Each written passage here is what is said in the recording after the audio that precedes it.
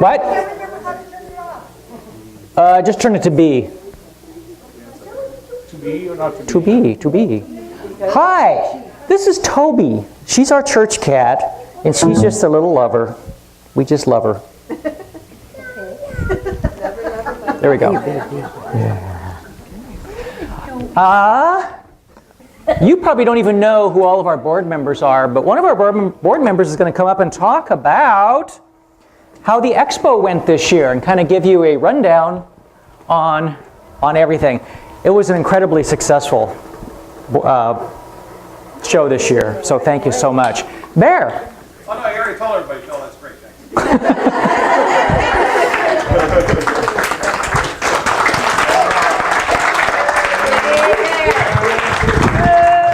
Yeah, I saw the email from Janice and it said, Barry Long, voice of the Expo.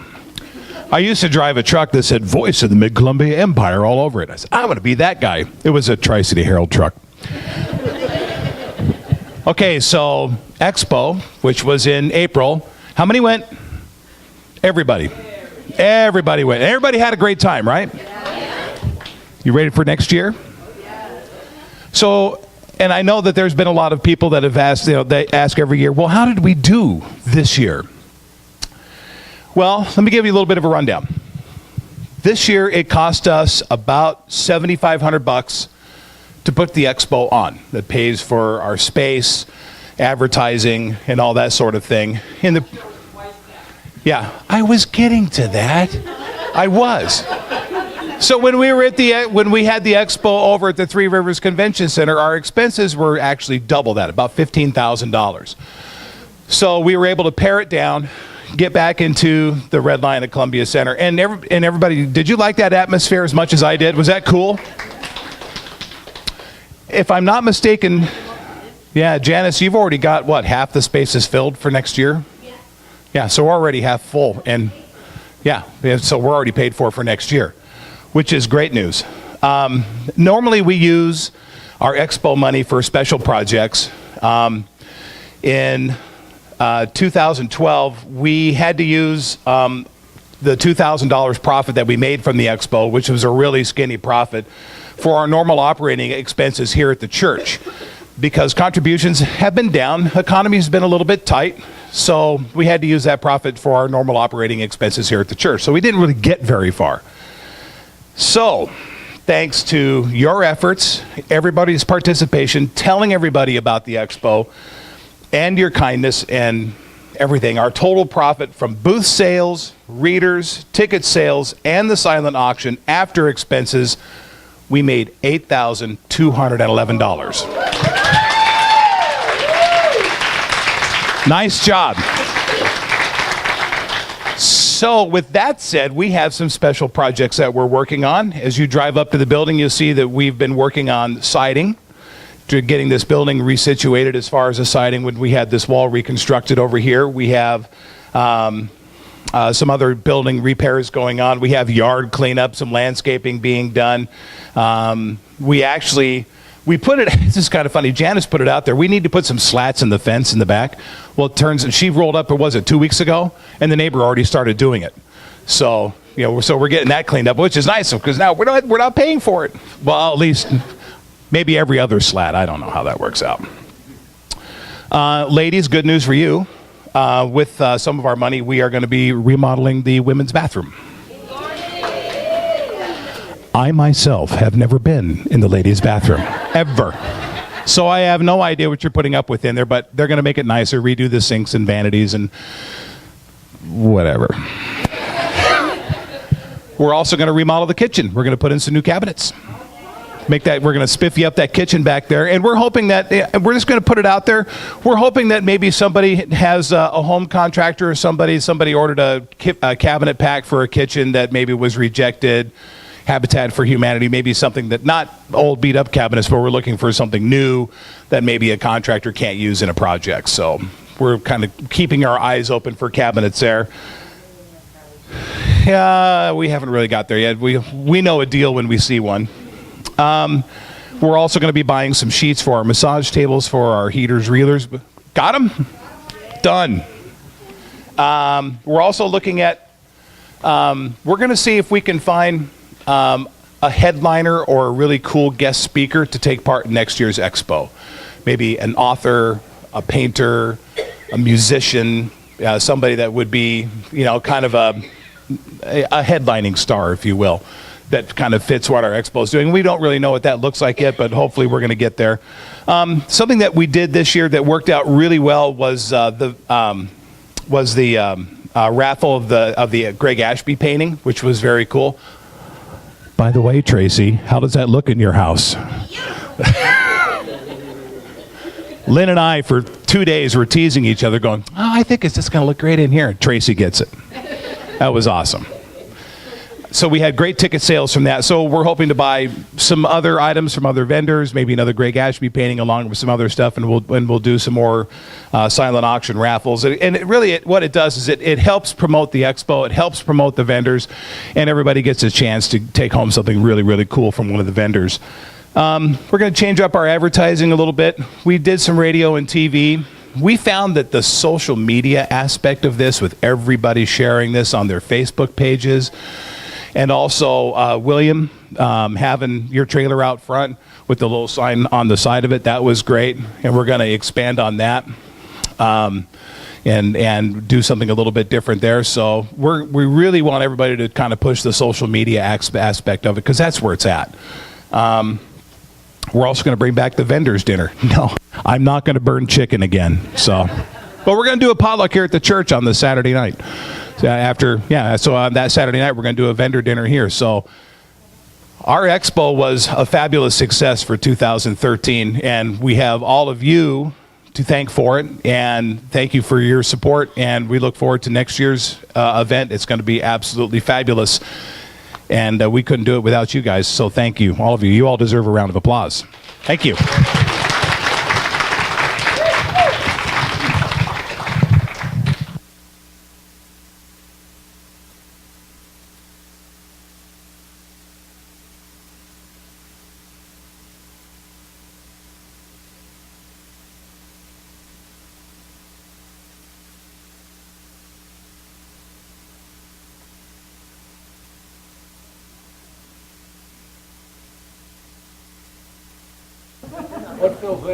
Phil said that you should be very afraid today, because I drove part of the way home while he slept, so I had hours of mental activity.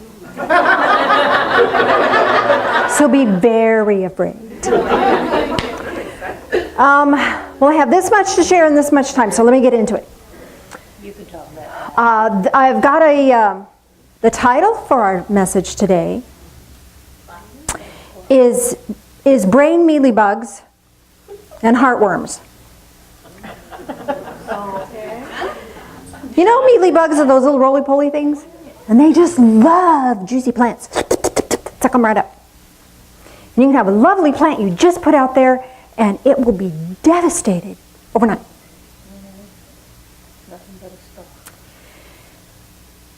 So too happens when we hear a pronouncement from someone. Someone can say, "You're stupid," and it will devastate us. And it just sucks the life out of us. And all that's left is this stem that can't receive any other nourishment.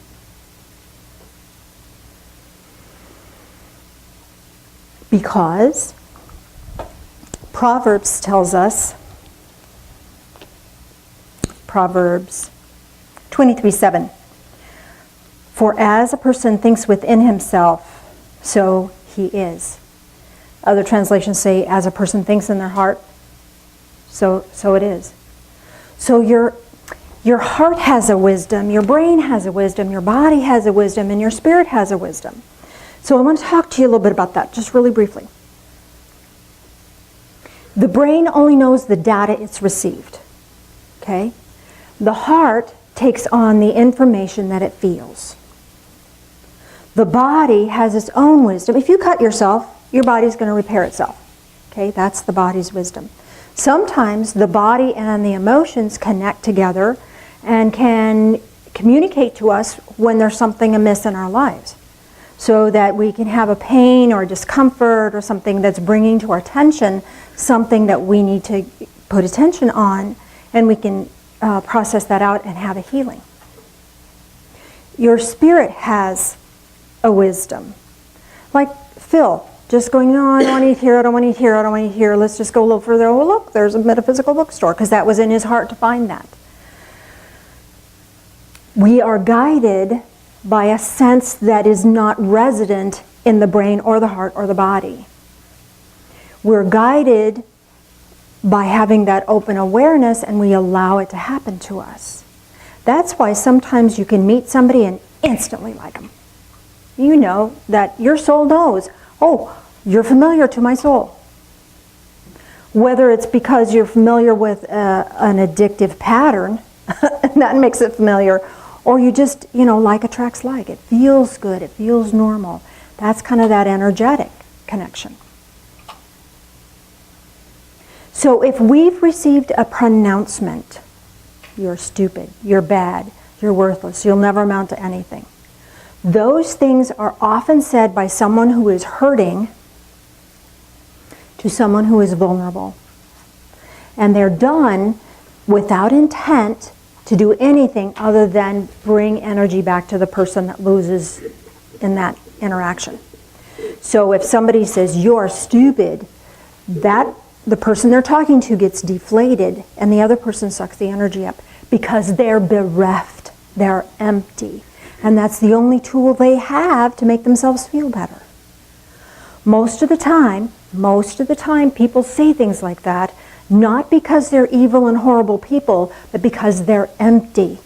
Somebody has left them just as them. And they try to fill some way. The true way to fill ourselves is with divine connection, with that spiritual awareness, that spiritual wisdom. But if we don't have a pattern for that, and if our brain is full of mealybugs, or as my grandson would say, polioles, when he was little. If you have polioles up there, you're going to just eat all the good stuff away. And then we take it into our heart, and the little worms take over. Worms get big and fat, and they just have this, because they believe a lie.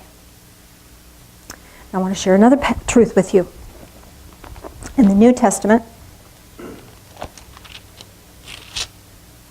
oops, not that one. That's the truth I'll share in a minute.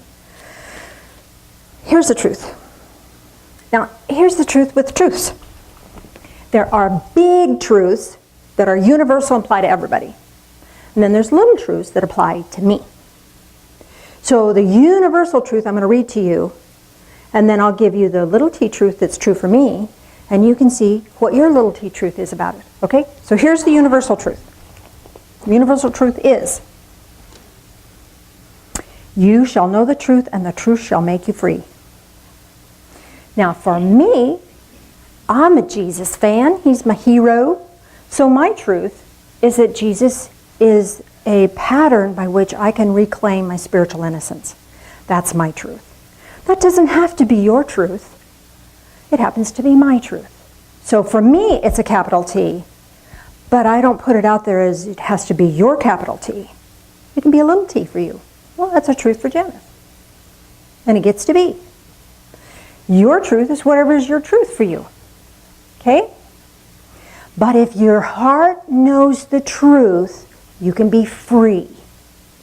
So if you know the truth of who you really are, you can be free of pronouncements, judgments, criticisms.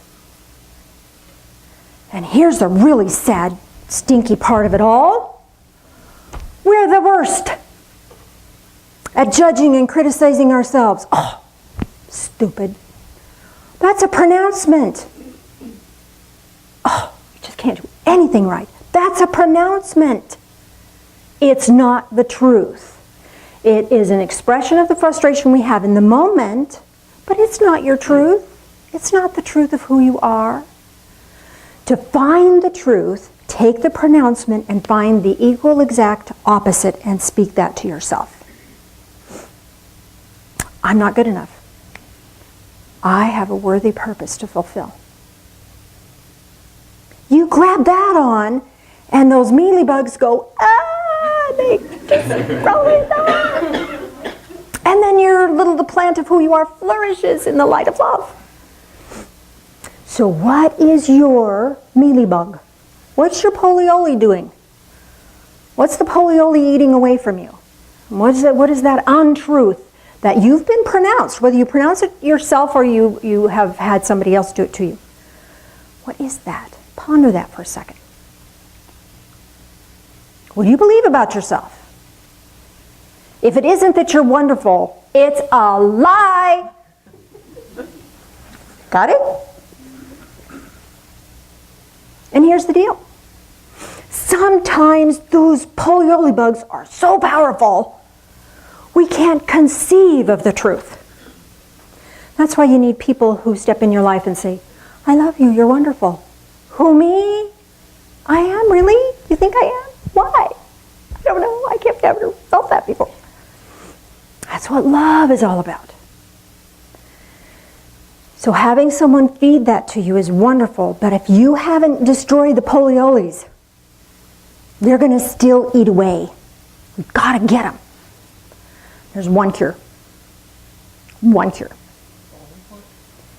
Kindness. Being kind to oneself, being kind to another. If you're kind to someone else, the lie that was told to you vanishes because you go, oh, well, that's not true. Well, you're not a very nice person. And then you're kind to someone else. That must be a lie. I just proved them wrong. Kindness is the cure. Kindness is the cure. So what's the lie? What's the lie rolling around? I'm too fat. I'm okay. What's the equal and opposite? I am fine the way I am. Or I'm getting better every day. I'm finding a better way to live. I love myself enough to take care of myself. And that truth can make you whole, make you free from the burden of feeling less than. I'm stupid, I just can't figure that out. Who says you have to? Don't you think? See, between Phil and I, he says we're a half-ass minister between the two of us. That goes for everything. If we're working on the yard, he has one idea of perspective and I have another. And together it works really well for us. When it comes to the computer, there's things that I can do, he can't do. And there's things that he can do, I can't do. So between the two of us, we get her done. You don't have to have all of the answers. You don't have to be perfect in all arenas. That doesn't make you less than. You get to have an area in which you shine. Let somebody else do that other stuff that they're really good at. I'm not really good at nursing sick people. And yet there's people here who are really good at that. Thank you. Thank you so much. I'm not really good with daycare. There are people who are really, really good at that and they love it. Thank you for doing that. Thank you for that. There are people who are really, really good at a whole lot of stuff that I can't do. Yay for you! Because you know what? I can't do it. And it's way okay. Because I can shine in another arena. So what's the lie holding you back? If you're not happy, there's a lie. If you're not joyful and feeling great about life, there's a lie in place. What's the lie? What's holding you back? What's the fear? You can choose to believe it and you live your life on that belief, or you can replace it with something better, something that feeds your soul. What's the lie? Anybody want to shout out one? Well, anybody struggling with this and want to have a replacement? Let's work on this. Okay, so everybody's... Huh? That I'm broken. You're broken? Yeah. Holy Hannah. How about this? My pieces fit together differently than other people expect them to. Don't you love it? It doesn't have to look the way somebody else's perspective of you being broken is their perspective of what it should be. But you've been made perfectly. And every day you're getting better and better. How cool is that? My pieces just fit together differently than other people expect. I grew up in it, my household I grew up in. My mother was dutiful, funny. My dad was serious, and how else to describe him kindly?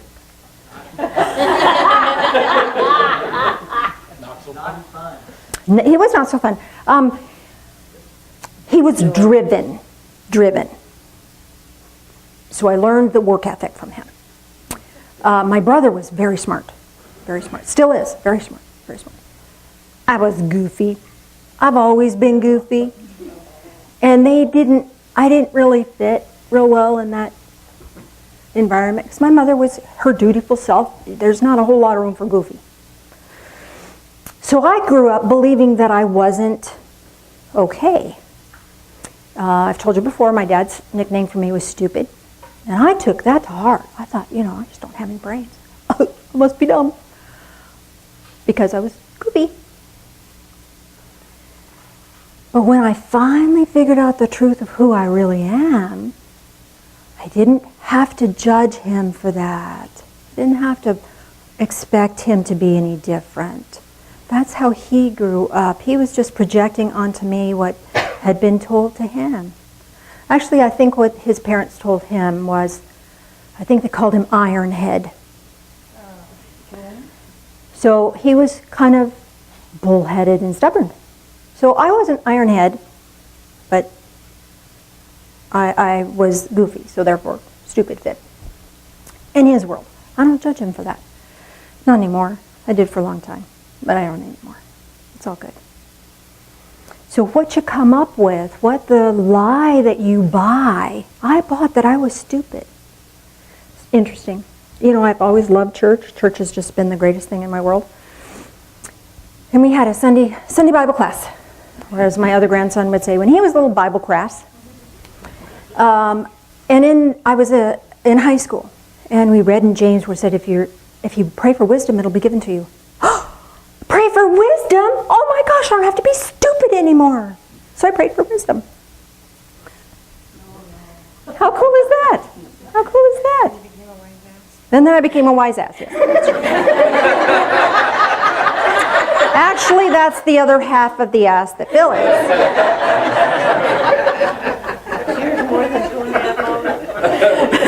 So, what's the lie you're living with?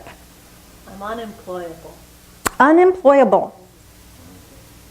I'm working on myself right now. Oh, come on, you can do better. Yeah, so can you. So can you.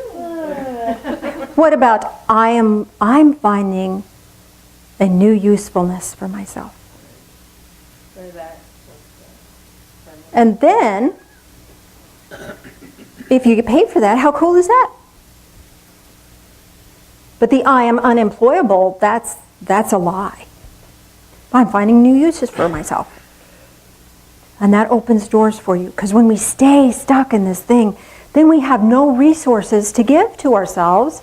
We have no resources or guidance from that higher source because we're blocked. You can be in the lie, you can be in the story, or you can be in the truth. And if you're in the truth, I have many talents and abilities. And that's true. I have many talents and abilities. And that gets you where you want to go. Anybody else have a lie? Or a pronouncement they're overcoming? Yes, ma'am. Well, mine is similar to the not being called stupid, but being told that it comes harder for you and that you will always struggle through life. Oh, wow, that's a biggie. How many people have that one? I think a lot of us have that one. So let's come up with a replacement for that. So what's the opposite of struggle? Ease. Freedom. Freedom. I get to find a better way. Because see, here's the deal. Maybe doing it that way is a struggle. I get to find a better way. And that for you might be easy.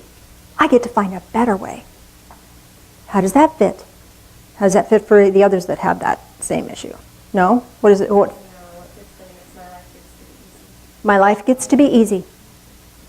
But you've already chosen to do it a different way. And from that, my life gets to be easy. Joyce? I can't do this on my own. I can't do this on my own. Who says you're on your own?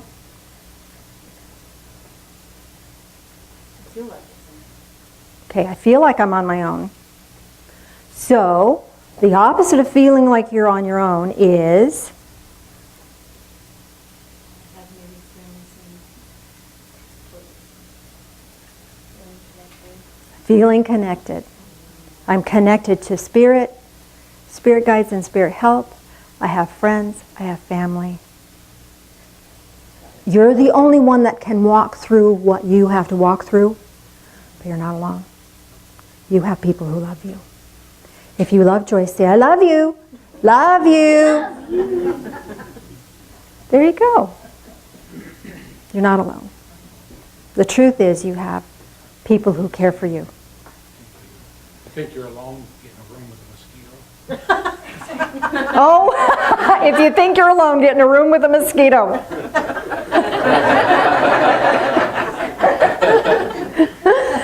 Oh, I love it. You have control, get in a room with a mosquito. There's the control. What is it the bear says about control? You think you have control. What is that? How do you do that? If you think you're in control, tell God your plan, or... Well, if you want to make God laugh, tell him your plan. Oh, if you want to make God laugh, tell him your plan. Oh, and speaking of God.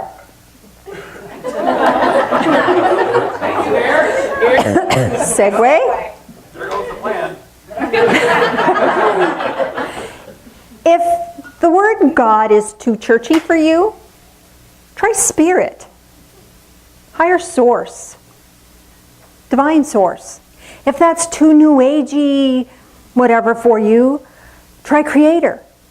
If that's too strange for you, find another word.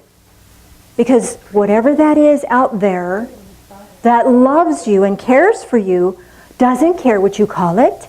You can call your parents mama, daddy, grandma, it could be grandma, mama, whatever. And they love that. You could have your own special word for that divine source, and they won't care.